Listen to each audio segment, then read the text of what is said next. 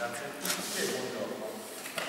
No, direi di sì, fare una relazione, però magari dialogare anche durante la relazione, perché abbiamo il vantaggio, diciamo, di poter lavorare in modo molto ravvicinato e credo che possa essere utile.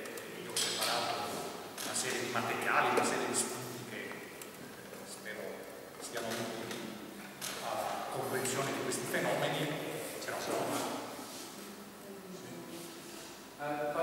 Chiedevo un microfono. Sì, serve.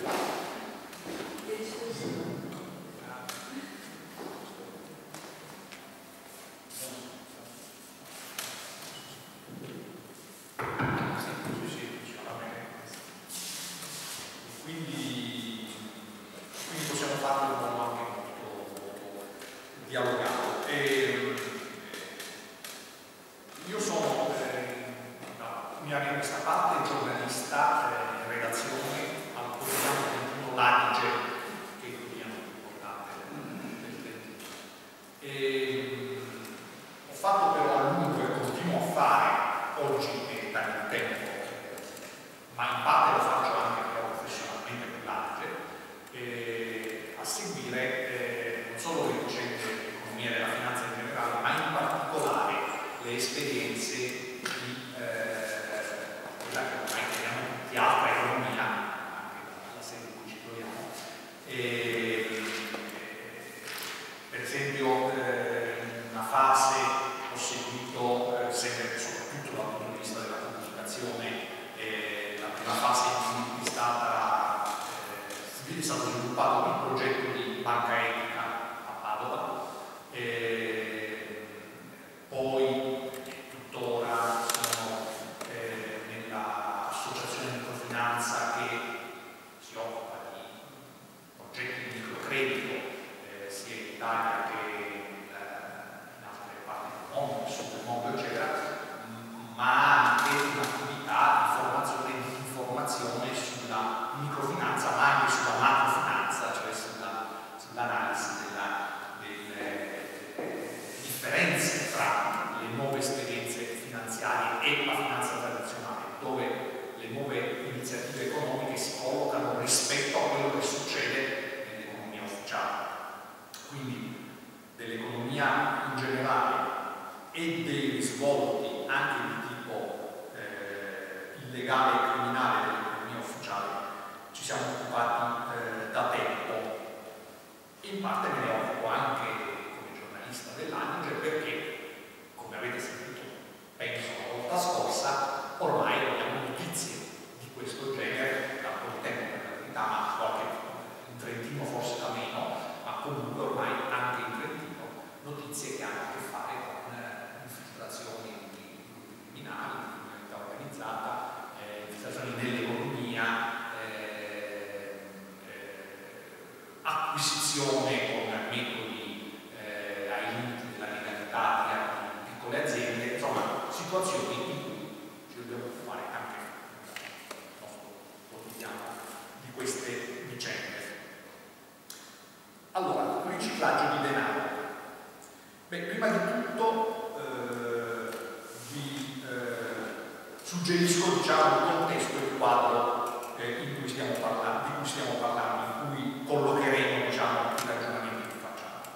Il quadro che si può definire della mafia SPA, mafia società per azioni, cioè quello che racconta Giuseppe Ayala, che Giovanni Falcone diceva una delle sue regole era seguire il denaro. In versione siciliana me lo sono segnato, ma naturalmente non lo pronuncerò correttamente: lasciamo tutto il resto e cerchiamo i piccioli, che sarebbe cerchiamo i soldi, cioè seguiamo la pista del denaro perché è lì che troveremo i mafiosi e non il contrario. È difficile trovare i mafiosi, poi è più facile, è complicato, ma è una pista più sicura trovare i corsi del denaro e in quel modo beccare i responsabili della criminalità organizzata. Parliamo di una situazione in cui probabilmente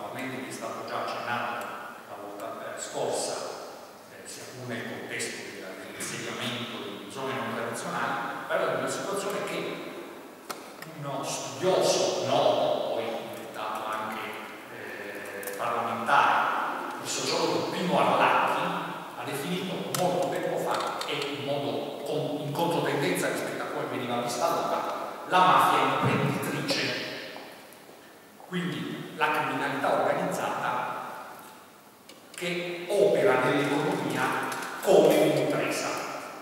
Quindi parliamo di questo contesto e di quello che sempre Arlacchi, partendo dal ragionamento sulla mafia imprenditrice, chiama, definisce mercati illegali.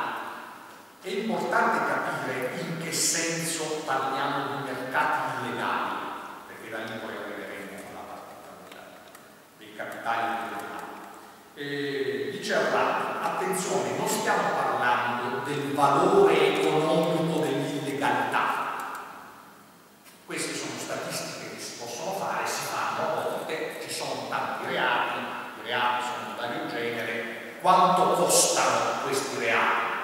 I furti si può dire in modo più diretto, altri reati in modo più indiretto, c'è un costo economico delle azioni illegali. Non stiamo parlando di questo quando si parla di mercati illegali. La definizione di Arlacchi è mercato illegale, luogo e principio nel cui ambito si svolgono in modo continuativo degli scambi di beni e servizi. Quindi è un mercato a tutti gli effetti, è un luogo, nel senso virtuale, diciamo, perché può essere anche un luogo, in cui si svolgono in modo regolare scambi di beni e servizi. Di quali però beni e servizi? Quelli la cui produzione, commercializzazione e consumo è proibita o sottoposta a restrizioni dalle leggi, diciamo, della maggior parte dei paesi o comunque, diciamo, da un diritto internazionale per come è maturato, soprattutto nell'ultimo secolo. Quindi, quando si parla di mercati illegali in senso lato, si parla di situazioni tipo mercato della droga pesante in particolare, mercato delle armi al di fuori degli accordi ufficiali tra Stati, il mercato degli esseri umani ridotto in schiavitù per ragioni economiche, sia più economiche sia più sessuali, il mercato delle informazioni riservate e segrete.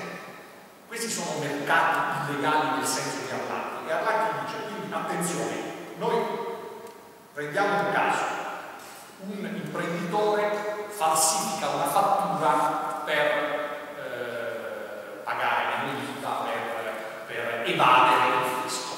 Se lo fa lui di suo, trovando qualche sistema più o meno artigianale, o magari anche appoggiandosi a qualche professionista compiacente, eccetera, questo non è un'azione illegale che genera o rientra, che alimenta un mercato illegale, è un'azione illegale che ha conclusione in sé. Se invece esiste un sistema con cui si mettono in piedi una serie di fatture false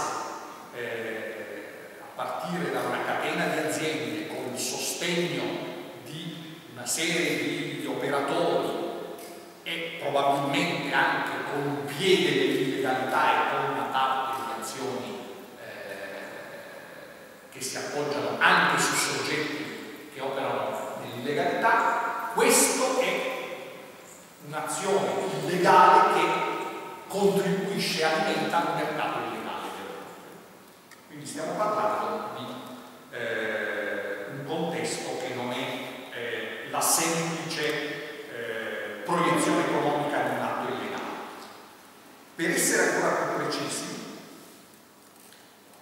le azioni illecite che fanno parte dei mercati illegali sono quelle che danno luogo a accumulazione di capitale. Questo è il nodo chiave, si arriva ai studi. Accumulazione di capitale, aperte le virgolette, sporco, chiuse le virgolette. Solo in questo caso, cosa vuol dire accumulazione di capitale? Vuol dire che danno luogo a una capacità di produrre delle risorse che vengono accumulate e che poi vengono investite per generare ancora maggiori risorse, ancora maggior reddito. Questo è il processo di accumulazione del capitale, come esiste nell'economia legale. Se un contesto di attività illegale genera accumulazione di capitale, allora è propriamente un mercato illegale.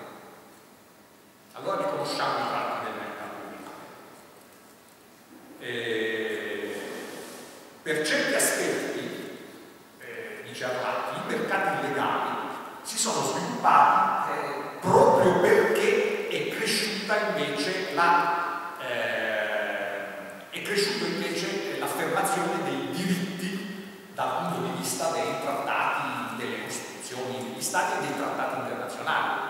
Nel momento in cui comincia a esistere un corpo normativo a livello internazionale, anche se scarsamente applicato, però esiste un punto di riferimento, la dichiarazione internazionale dei diritti dell'uomo e tutta una serie di sviluppi normativi di questo genere, proprio perché a livello internazionale una serie di attività cominciano a essere sistematicamente considerate illegali, allora proprio in questo modo si viene a identificare, e forse c'è anche, diciamo, la spinta